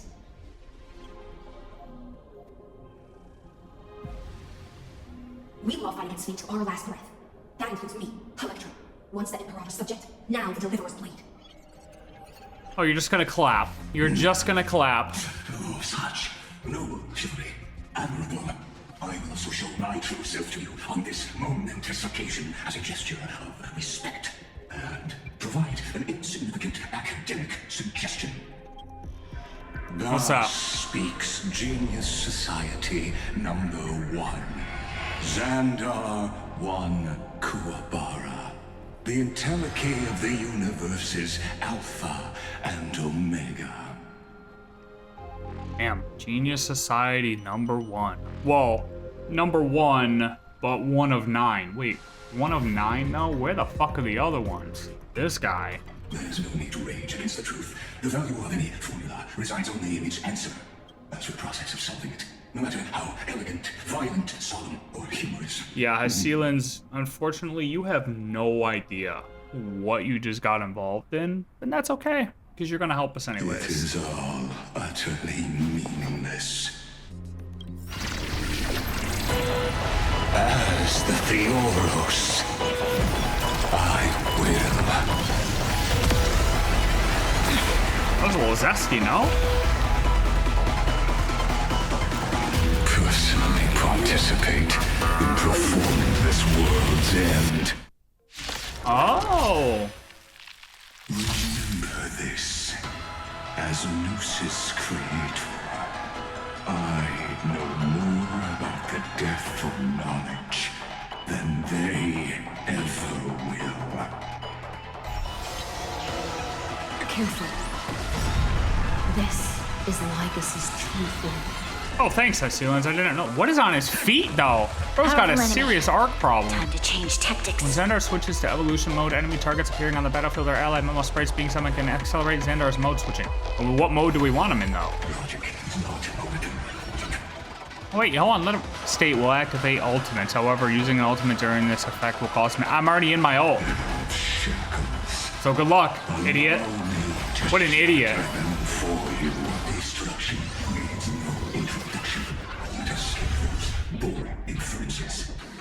Is this the Black Tide? Indeed, but I prefer to call it a method of argument. Extraordinary claims require extraordinary evidence. Erudition, destruction, or a trailblaze. No, I reprove the very idea of paths is a fallacy. Entities must not be multiplied beyond necessity. I cannot mind demonstrating this to you personally. Hey, I'll do my best to report this building destruction. Hail the new dawn! I see it. Target the connector between. Oh no! Uh-oh. What's up, buddy?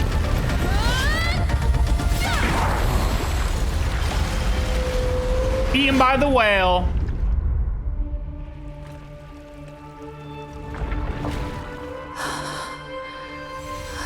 Well, now what, though?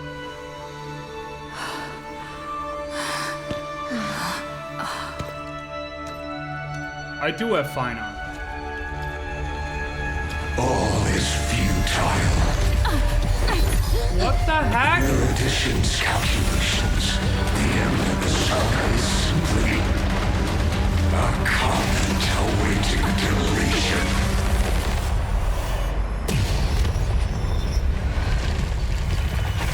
I don't like such a cold statement, okay? If numbers can decide the end of a story, then we can surely also pen a new beginning. True. We just have to learn how to code better than he can. Quickly, very quickly, like in a couple seconds. I don't know if that's... Screwy, what do you think?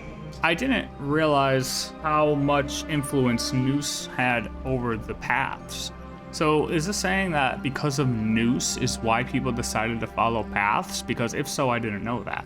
Because he's so against the paths, he created Nous.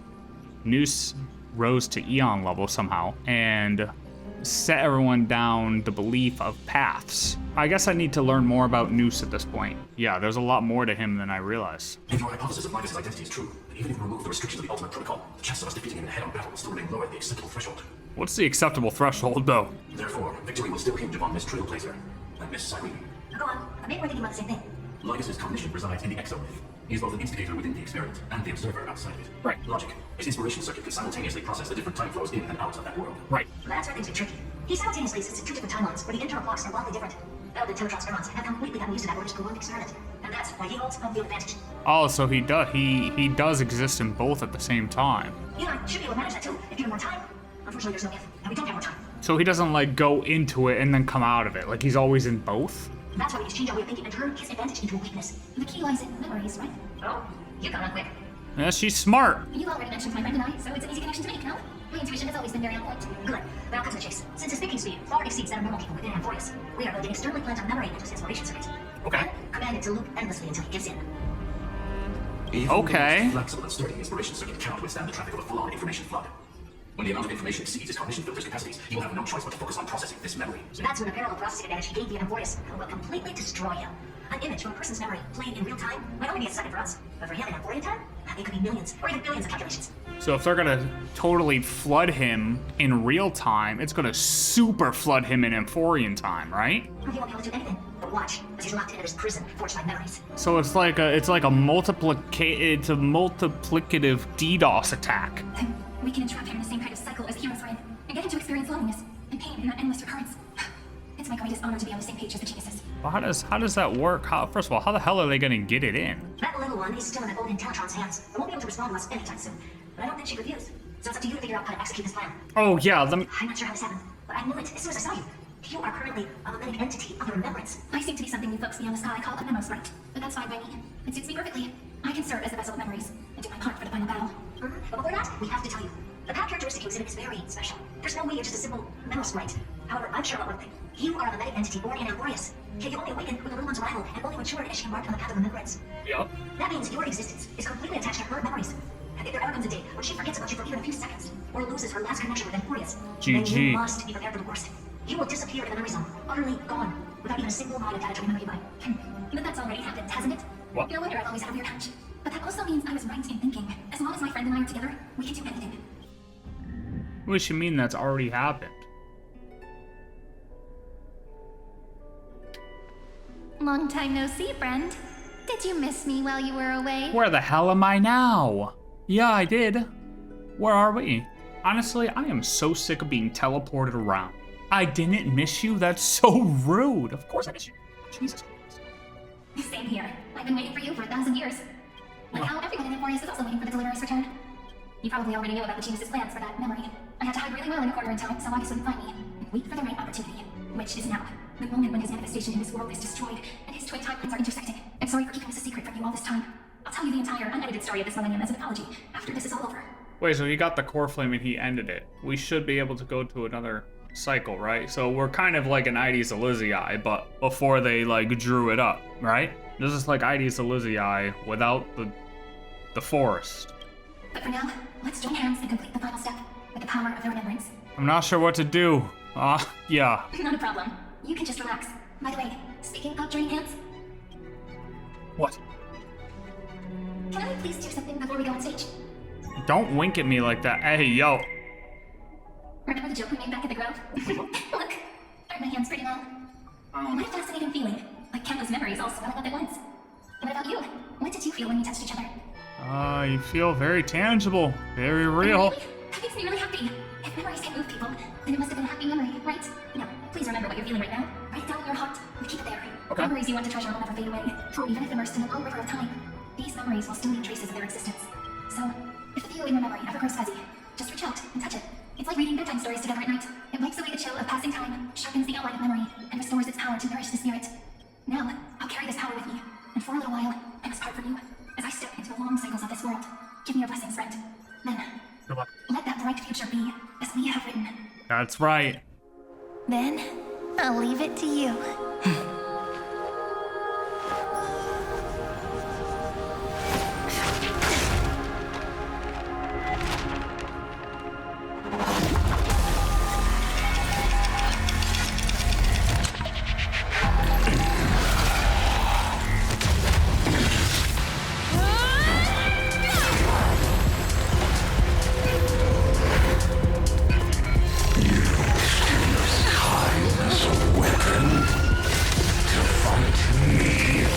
Yes.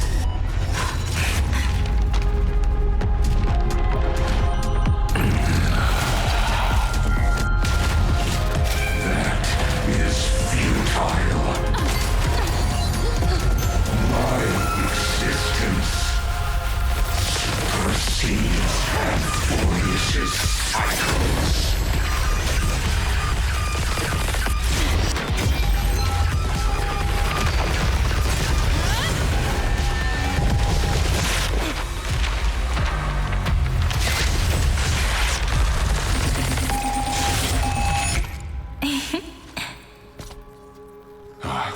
All plays are like this.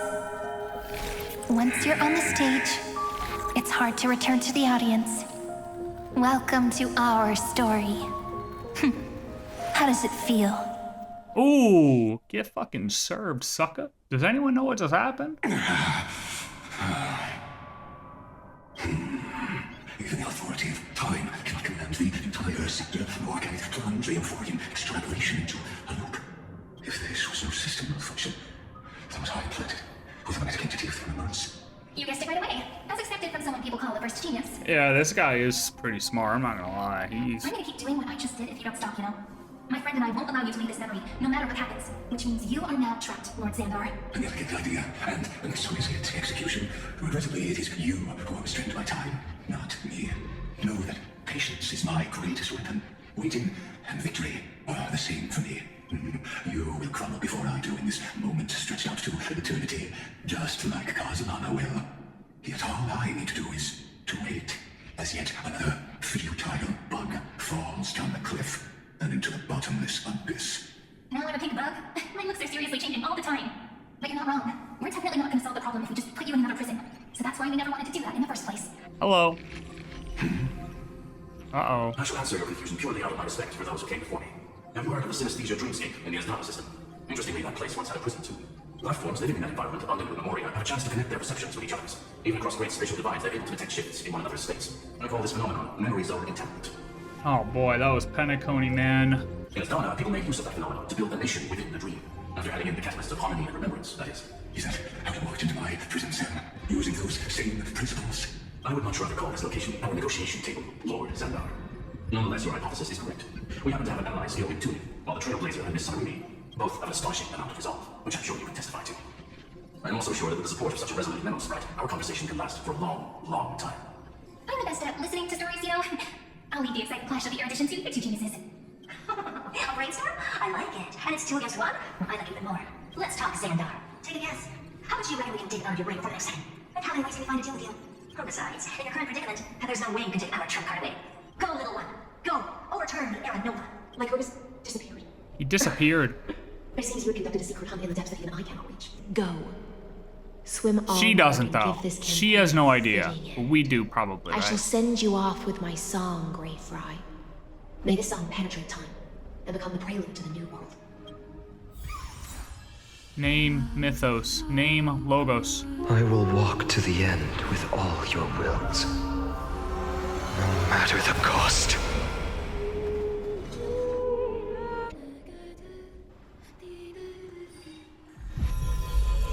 Submit the final Coreflame again.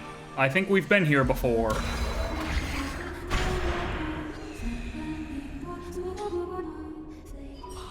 So now what? The world ends and we do another cycle. Okay, yeah, boom. We wiped it. Oh, she's with us this time though. Wait, where's ID Silizii? Dux Gladiorum, you have completed your duty. What is going on, please? A new dawn is about to rise. Why not swim towards it? Yeah, what? You died long ago, Imperator. Depart from my mind. But your duty towards the Imperator did not die with me. That duty will bind you no more. You will be able to hold for yourself one grandiose feast after another in the endless days to come. So go. Go and swim towards that ocean beyond the sky with the Deliverer. Is this? Wait, yeah, does she? Wait, A page out of that sidekick's book. I commanded her to give this page to you when everything finally reaches the end. What's on this page? What was it? Memories. Lifelike memories. That sidekick found me after the bloody feast 1,000 years ago and showed me her diary. I wish we could have seen it happen. I saw within that notebook. Before the campaign against Phagousa. Is this that Deliverer's experience? It's truly immersive. People beyond the sky apparently utilize this power to seal past scenery into crystals they call light cones. But I only know so much about the remembrance, so I can't completely replicate the past. But I'll do my best to talk about the missing parts. I'm all ears. Go on then, do your best.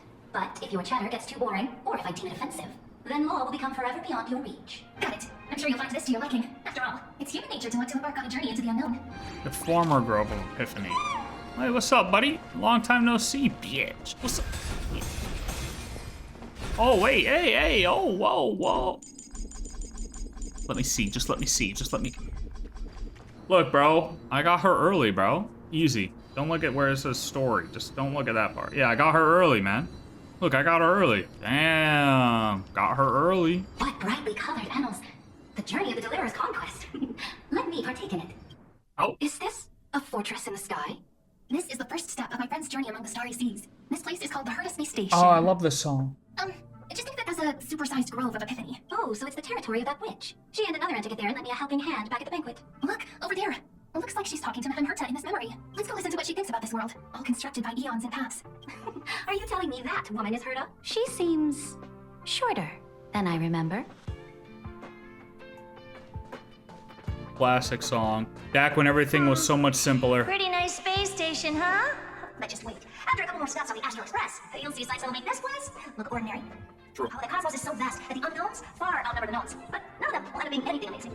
The farther you go, the more you'll understand what I mean. So do your best with the nameless, right away, and remember to send an update or two to ask when you've got some downtime. She certainly shares my way of thinking. Only that instead of a conquest through blood and fire, they chose a gentler path. People call Madame Herta and Mr. Screwllum geniuses. Apparently, only the smartest people in the cosmos can receive the blessings of Nous, Amphoreus' true creator. Do you mean that even individuals of such nobility are merely subordinates to a god? On the contrary, after all, it was the very first of them who created the god.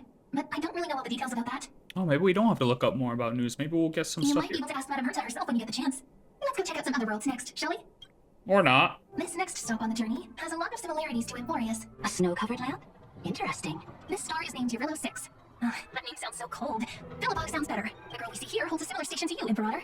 She's the supreme guardian of this world, a leader who took up the mantle of government during a disaster. I did not expect the Empress of this world to be so young. Well, your appearance is much older. I was gonna say, what? The object in the distance resembles Nikador.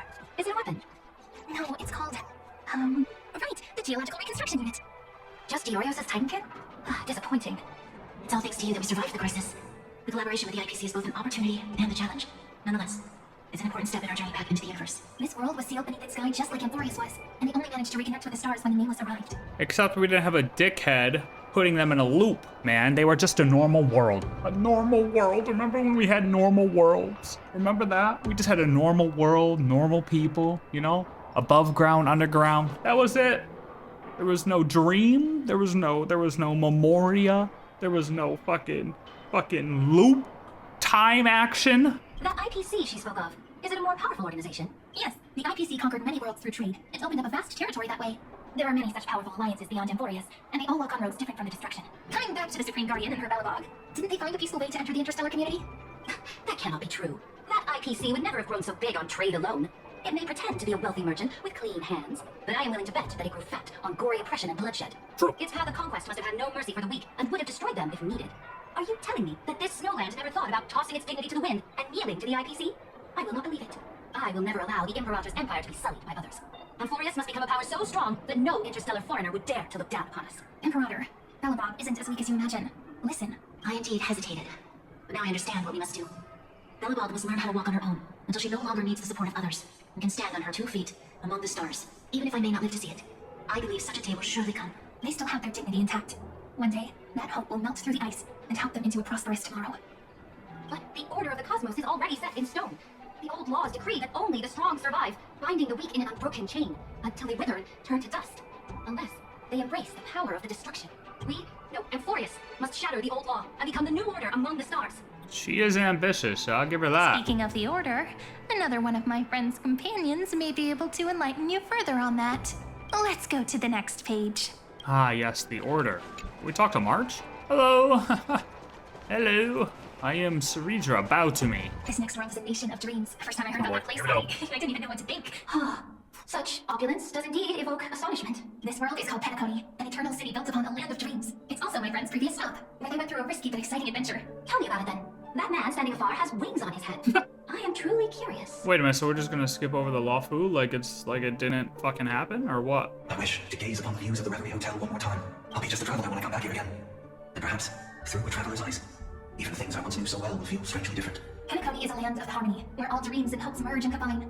It believes in unrestrained freedom, and that's how it lost itself in shallow delights. Then, this young man before you chose to rewrite its laws, using the power of the Order, hoping to shape a dream-bound paradise of perfect happiness. Yet, the paradise of my dreams remains far away. Perhaps a brief journey with the Nameless can show me more possibilities in my search for paradise. As for what Penacony should look like, it'll be up to her. No, up to their trailblazing now. It sounds like this ideal kingdom is no more. That's right. The people chose to wake up at the end. You can't see tomorrow when drowning in sweet dreams. This individual's law acknowledged only gods and constructs, leaving no space for humanity. And yet, the fact that he could accept defeat and resume his journey shows a rare self-awareness and clarity of mind. You are also very self-aware, Imperator. Then you must know that the world promised by the destruction also has no place for humanity. I am indeed very aware of Lycurgus's honeyed words of deceit. I have seen enough. Take me back. Then let's wrap up this trip down memory lane with one last scene. This absolute wonder. That's where we're at. Isn't it pretty? That's our Amphoreus. Our world flows and meanders in this endless band of light. Though we were born from the designs of the gods and are not yet truly alive, the Chrysos heirs of Amphoreus still chose to stand against fate and carved a legend no different from that of humankind. Will you really renounce the heroes in this world's previous 30 million cycles, Imperator? Including even yourself? Will you bow to brutal destiny and allow that puppet master named the destruction to have their wish? I know what you want to do, sidekick. You want to use that Deliverer's memories to influence me and tilt the scales of law toward her and the two geniuses. Well, obviously. You really saw right through me, Imperator. How can one rule an empire if one is incapable of understanding people's minds? I have decided on law's final destination. However, before I move my next chess piece, before we go on, tell me this, sidekick. Throughout her Trailblaze, was there ever a memory of the ocean? Yeah, kinda. The ocean. My cradle. Don Hutton. My home. You shall complete your conquest in the ocean at the boundaries of this world, and eternally slumber in the sound of tides. You shall eternally slumber in the sound of tides, and complete your conquest in the ocean at the boundaries of this world. Our prophecies aligned as flawlessly as a sea snake circling upon itself. An elegant loop, like a joyful hymn, like the circulating ocean current, like our two fates, like Amphoreus itself. The end of the campaign. That was before it. Boom. Light it up. The trial is over. So tell me, who will own the divine authority of law? I won't give it to anyone. What? I am the law. Why should I give my imperial crown to any other? Both the Deliverer and the Theoros came from beyond the sky. They have no right to interfere with the lands I conquered with my own two hands. The law of Amphoreus shall be determined by Amphoreus' master. Yep, that makes What sense. exactly did you see in the trial? Everything. I saw everything regarding the rules of this world's operation. I saw the laws of extrapolation that Theoros spoke of. I saw the ultimate protocol. As long as I offer a sacrifice of equal weight, I can rewrite the laws of this world according to my will. I can turn good into evil, ugliness into beauty, and weakness into strength. And this is where we're gonna find out that she kept guarding her thing because she's gonna sacrifice herself in order to do this, right? She's gonna rewrite stuff by sacrificing herself. Fate gave me a very fair deal. Right? One rule change for the life of one demigod. Yep. What are you planning to do? She's loyal to the end. You can't guess. We can conquer the stars without relying on any power from beyond the sky. We just need to make some reasonable sacrifices. And nobody else thought to do this in previous cycles because they had no idea about the world beyond the sky. Your ambitions have already made so many people give up their lives for the law, and you're still not done. Hey, you don't see? I am determined for Amphoreus to stand on her own 2 feet among the stars. You are beyond reason. You think such a simple and hypocritical statement can justify your atrocities? Bring it down. You're at a 7, I need you at a 2. There's no new without destroying the old. That's what you consider an atrocity? Ironic, for that is also the unchanging law of Amphoreus' revolutions. Ever since the flame chase prophecy resounded in the distance, fate has decreed for the Chrysos heirs to ignite our blood and illuminate this dark age. People would still be puppets of the old dynasty if it weren't for my conquests. But your world doesn't seem to be any different from your predecessors. Bloodshed, tyranny, oppression. You're making the same mistakes they did. Go and see everything for yourself. Go to any library I've built. Go listen to the rumors on every street corner. Go and witness how the Imperator crushed the old laws and forged new ones. Go and see what my conquests brought to this world. I cleansed the Chrysos War's filth and mended all the conflicts left by the era Belga. I restored Ohkema's might and allowed mortals and Chrysos heirs to face each other as equals in the council. I punished all sins and rewarded all achievements. I smashed Atlantis shackles, united humankind to save themselves, and started the Flame Chase era. That's what the Imperator has done in her glorious life. That's right. Now, hearken to my final words. History will eventually forget Cerydra, but it will never forget the Imperator's people or the Flame Chase era she began. Final words. Yep. Amphoreus is about to be destroyed. There's no time left for pointless debates. In 1,000 years. There is only one law I want to overturn to aid the final battle of deliverance. So I will only offer the life of one demigod. In the name of the Imperator, I command you one last time, Electra. Either sacrifice yourself for conquest, or pierce this tyrant's chest with your sword. Thus, the Imperator concluded her final speech. At the end of her life, at the last moment before she stepped onto the altar, she gave her most loyal subjects the choice to decide fate, just as she promised her compatriots before her very first campaign. My blood flows in you now. Heroic compatriots, follow me, and we'll seize fate's reins! The Imperator fell. Some say that the Dux Gladiator turned traitor and killed her liege. Some say that she imprisoned the tyrant in a shallow pond of water that left, which meant the Imperator had to kill herself to rewrite the law. There are countless stories about her death. All we can be sure of is when the night left the Vortex, the Imperator was still mumbling about their past conquests together, the beginning and the end of her existence. Imperator, wait! How can someone of your status come to the front lines? Let me be the flag bearer! The troops defending the pass to the west of the grove, have they surrendered? They ran as quickly as they could when they heard your name. The golden cocoon pass is now in the First Legion's hands. Good. What about the Delosian militia? The Third Legion set fire to the mountains and flattened everything west of the basin. They just need a few more days. That is enough. We cannot afford to miss an opportunity for victory. Lastly, how many Legonian cannons are left? They are no more. The Second and Fourth Legions have destroyed them all. Those damn traitors. Very good. They now have no way out, no reinforcements, and no artillery support. We will be able to liberate the Grove of Epiphany in the blink of an eye. We will launch the final charge one point after the curtain fallout tomorrow. Remember, as long as the Alliance's flag still flies on my shoulders, you must keep moving forward. Take no prisoners among the enemy soldiers. All sages who resist are to be captured and tried according to martial law. And do not destroy any books. Now go, notify the entire army. Understood. Those who are resolved to die, we salute you. Reporting in. The mountain dwellers are resisting fiercely, and the legendary mountain breaker is personally engaged in battle. The formations are not yet penetrable. Then cease our frontal assault. Send scouts to all legions and tell them to retreat into the treehouse plains before the morning hour. Are you planning to surrender? It's a strategic change of plans.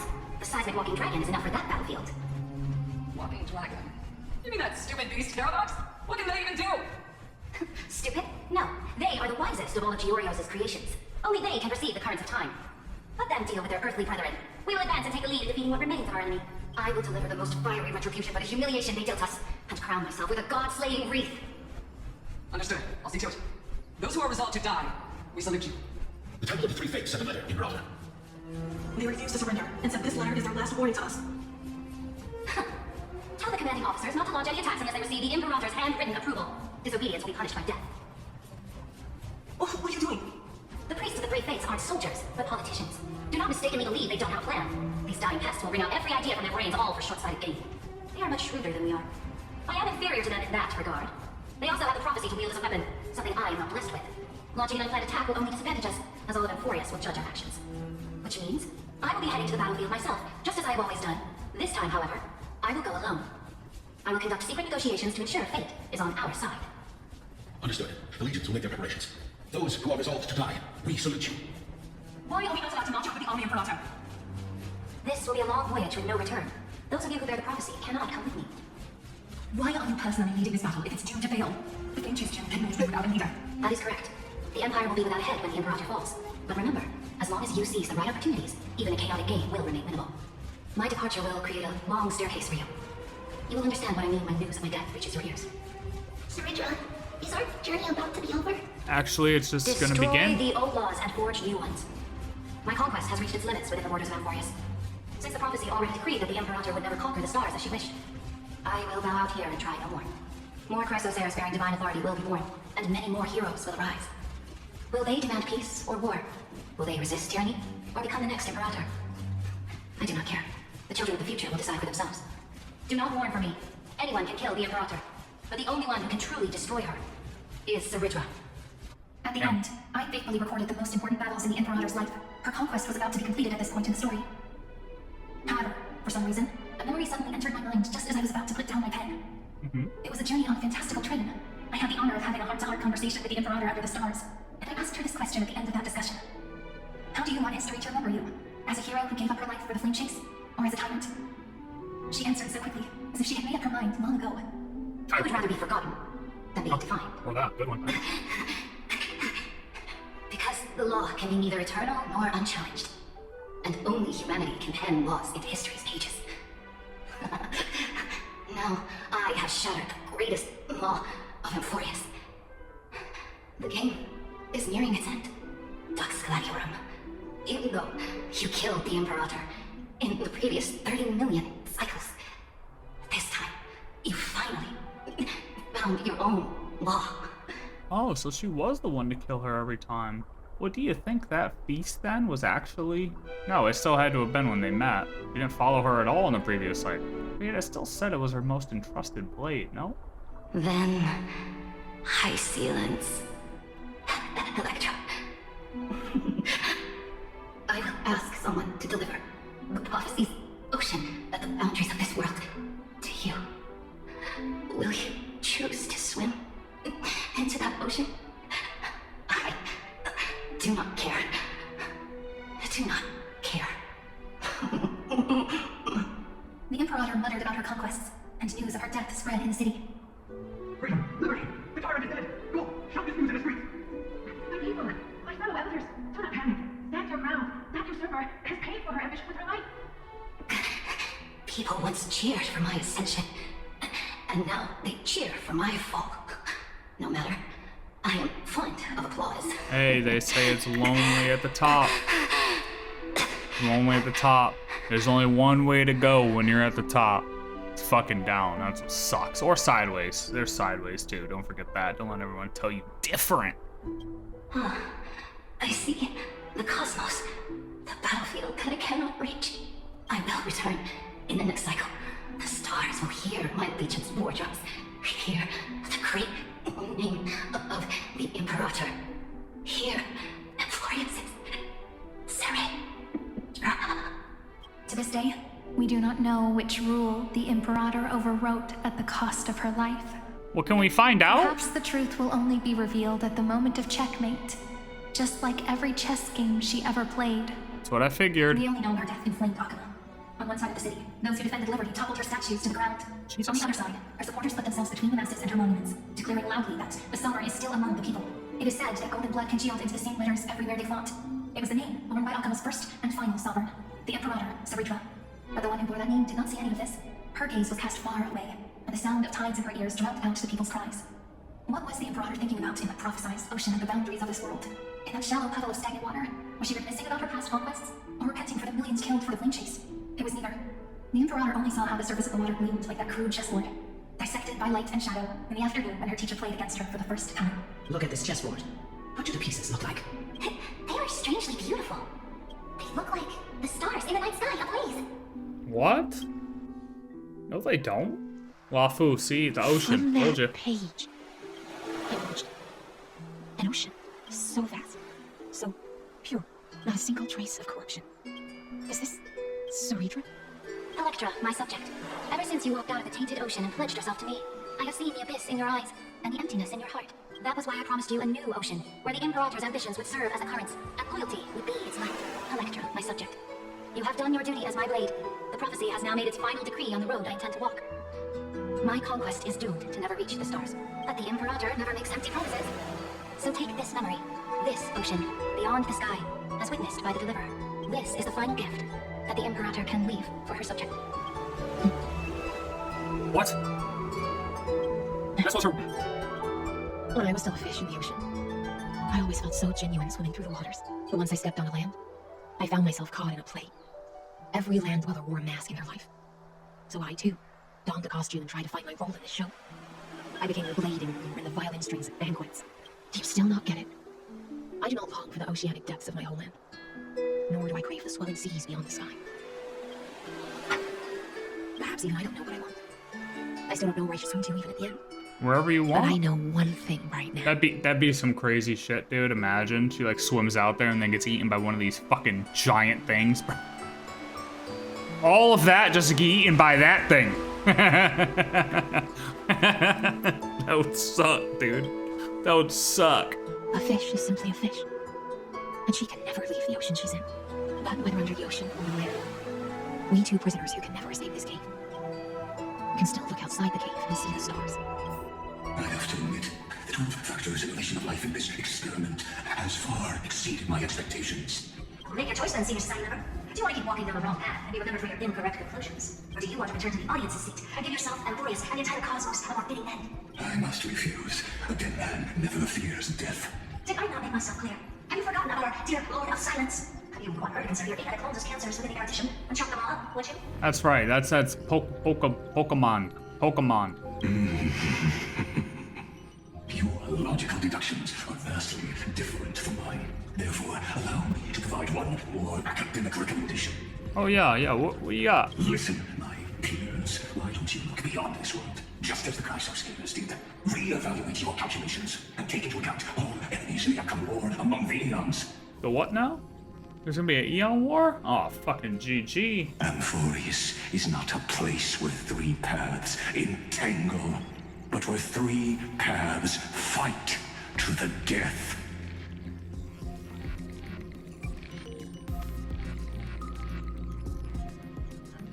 Error edition. Destruction. Remembrance. Who's gonna win? You used a moment to resist me, and did you not consider the possibility that the Remembrance and their children might have taken this opportunity to join the fray as well? And that's what March is doing? Or well, Evernight? Oh, so this isn't just silence. It's the answer. What was the last thing she said to you before you parted the waters at the Scamforge Waterscape? A tricky question, but one with a simple answer. She didn't say anything back then, right? Non-hung? That's correct. And now I'm sure. You are not March 7th. There's no way she would remember that detail. I'll only warn you once. Leave her body now. How impulsive. That's not like you at all. Why don't you calm down and think about another possibility? I didn't take over March 7th's body. This is my body. March 7th took over mine, right? Rather, it's March 7th who regained my memories. Or that. Yeah, that works too.